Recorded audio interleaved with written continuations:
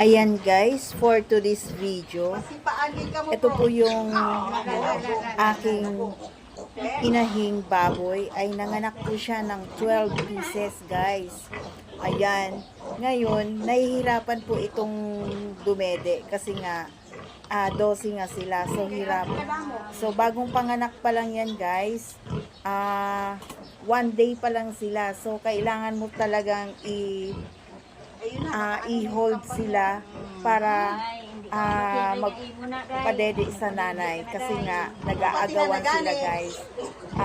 May kanya-kanya silang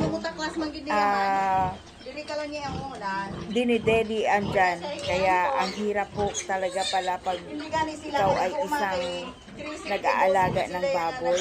So nagkataon lang ito guys, nung pag-uwi ko sa aming province ay nanganak yung inahing baboy.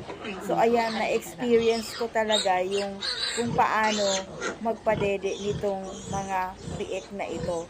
So enjoy din naman at nakakatuwa ng ganitong klaseng na parang nalilibang ka kasi nakakatuwa sila, nag-aagawan sa pagdede nila. At ayan, ang lulusog ng mga biik na to guys, nakakatuwa, sobra.